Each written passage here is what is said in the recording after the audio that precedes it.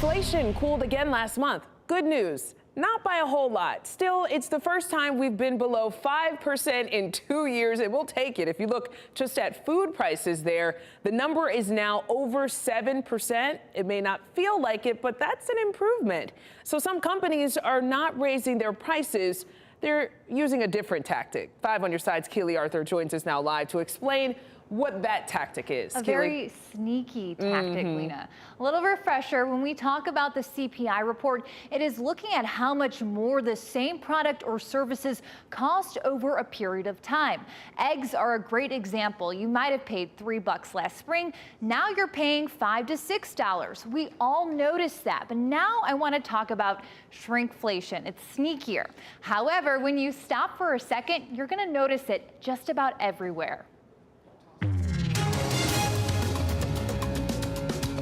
This new roll is significantly smaller. It's the tale of the incredible shrinking products. Even though it's taller, it has only 18.1 ounces, while this one has 19.3. From cereal So what is going on? to toothpaste. So what they do is they take the box that you think you're normally getting a certain size in, and they just put a tiny little thing inside of it. Inflation's cousin, shrinkflation, aka paying the same amount of money or more for less product, is touching just about every aspect of our lives. Well, I didn't expect shrinkflation to affect my colonoscopy. Part of my instructions are to get the 1 box of Dulcolax tablets, the 8 count, but here's the problem, they don't have the 8 count anymore now.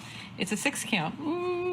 Shrinkflation occurs most often in baby foods, in cereals, snacks, candy, and importantly also in paper products. That's brand expert Jan Benedict Steenkamp. He explains that consumers typically notice higher prices and even smaller packaging, like these Gatorade bottles, for example.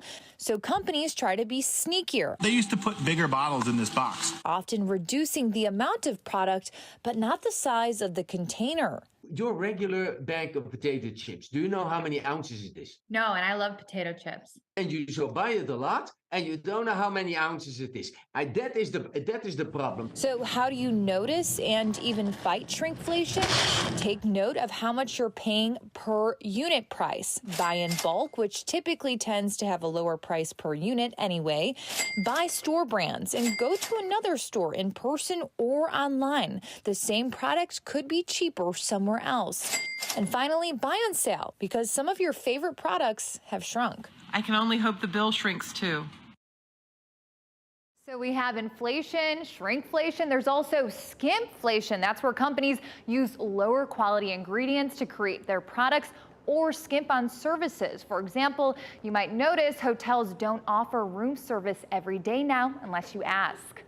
I was noticing something about my toothpaste. I thought it was off, but I thought I was going a little crazy. All right, thanks, Keely. All right, guys, let's talk about this weather. It's been beautiful outside. We've needed a nice stretch, but it's